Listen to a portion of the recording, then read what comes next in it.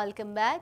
Islamabad police के मुताबिक Canadian खातून से बदतमीजी और उनका पीछा करने वाले दोनों मुल्जिमान को गिरफ्तार कर लिया गया। गिरफ्तार होने वालों में हमजा सुहेल और अनस कामरान शामिल हैं। मज़ीद जान लेते हैं इस रिपोर्ट में। वफाकी दारुल हुकूमत में कनाडा की शहरी खातून को हिरासानी का निशाना बनाने वाले ओबाश नौजवानों को गिरफ्तार कर लिया गया। इस्लामाबाद पुलिस के मुताबिक कैनेडियन खातून से बदतमीजी और उनका पीछा करने वाले दोनों मुल्जिमान को गिरफ्तार कर लिया गया। गिरफ्तार होने वालों में हमजा सुहेल और अनस कामरान शामिल हैं। मुल्जिमान के खिलाफ थाना साहला में खातून को हिरासा करने और धमकाने की दफात के तहत मुकदमा दर्ज है। गैर मुल्की खातून ने दोनों मुल्जिमान की शनाख्त भी कर ली है। वाज़िह है कि मंगल को ओबाश नौजवान ने खातून को हिरासा किया था, जिस पर उन्होंने वजीर आजम के शिकायत पोर्टल पर शिकायत दर्ज कराई थी। Assalamu alaikum. I'm Asma Galuda and I'm here at the Islamabad police station where I identified the suspect of the sexual harassment incident that happened on Sunday.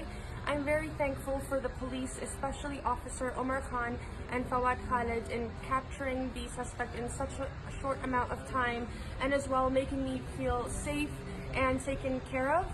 I'm very thankful towards the police here, and I've actually had incidents in Canada that have gone unreported, and to see how the Pakistan police have taken such good care of me, this is proof that Pakistan is very safe indeed. And again, I'm very thankful for the community here, and I do hope that this will encourage women to keep speaking up against harassment, and I hope that this is a lesson to men. This kind of harassment is not okay. I've dropped the charges and I've simply wanted an apology, and again a big thank you to the police of Pakistan.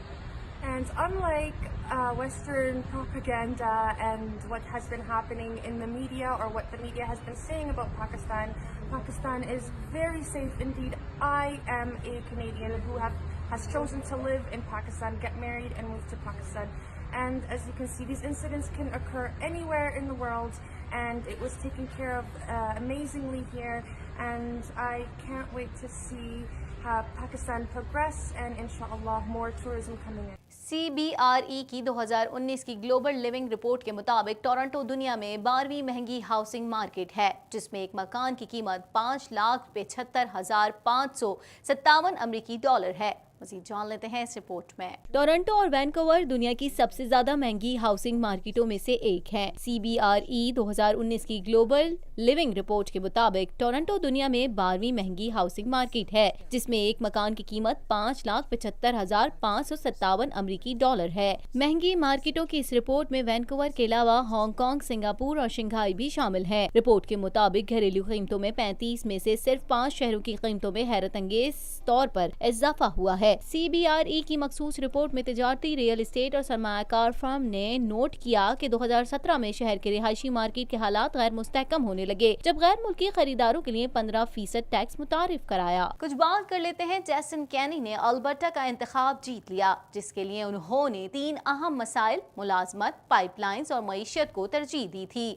अब अवाम उनकी जानिब उनके वादों की तकमील के लिए देख रही है। मज़ीद जानेंगे इस रिपोर्ट में। जैसन कैनी ने अल्बर्टा का इंतखाब जीत लिया है, जिसके लिए उन्होंने 3 अहम मसाइल मुलाजमत, पाइपलाइंस और मईशत को तरजीह दी थी। अब अवाम उनकी जानिब उन वादों की तकमील के लिए देख रही है। उन्होंने अपनी फतह के इजहार में कहा कि ये जमहूरी फैसला उन तमाम अल्बर्टन्स के लिए एक पैगाम है जो जिद्दोजहद कर रहे हैं। ऑयल इंडस्ट्री से ताल्लुक रखने वाले अफराद देख रहे हैं कि कैनी किस तरह से $3.77 बिलियन के तेल के मंसूबों से किस तरह डील करेंगे। सूबे को दरपेश मसाइल कैनी के लिए एक चैलेंज है, जिसकी वजह से NDP को शिकस्त का सामना करना पड़ा। तेल और कुदरती गैस की कीमतों में इजाफा, नई पाइपलाइंस और बेरोजगारी सूबे के हम मसाइल बन चुके हैं। कुछ बात कर लेते हैं। वेदर नेटवर्क के मुताबिक रवा हफ्ते के आखिर में टोरंटो में शदीद बारिश मुतवक्के है, जबकि इतवार से पीर तक गर्मी में इजाफे का भी इम्कान जाहिर किया जा रहा है।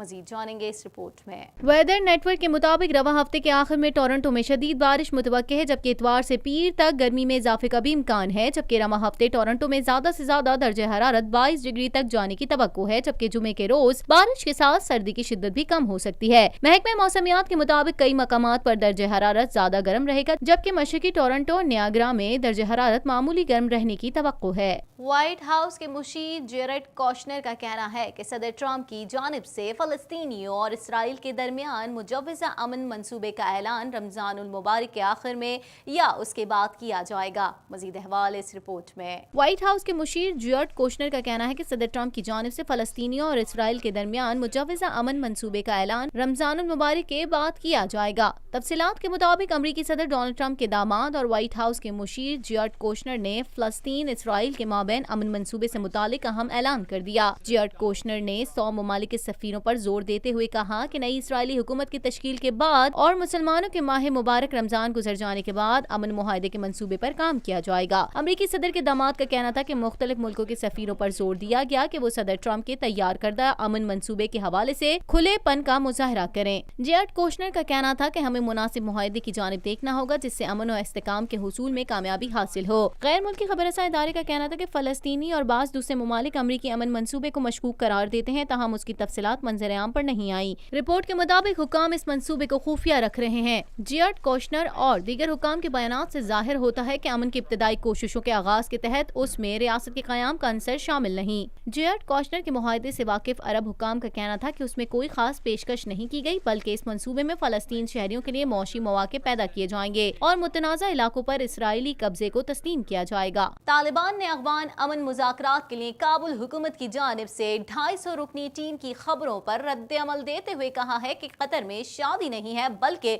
مذاکرات ہو رہے ہیں۔ مزید جان لیتے ہیں اس رپورٹ میں۔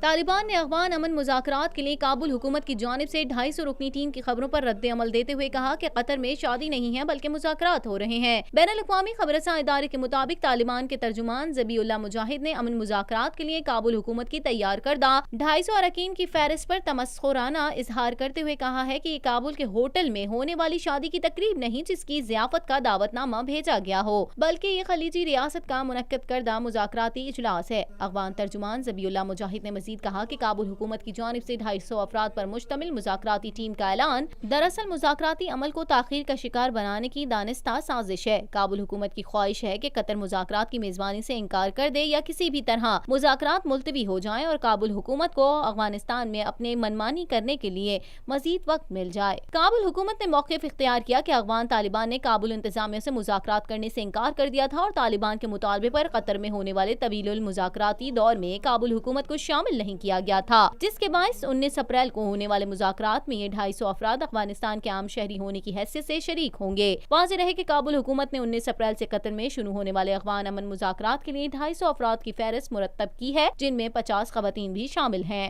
اسی کے ساتھ TNN کے نیوز اسٹوڈیو سے فی الوقت اتنا ہی۔ مزید خبروں اور اپڈیٹس کے لیے دیکھتے رہیے TNN TV۔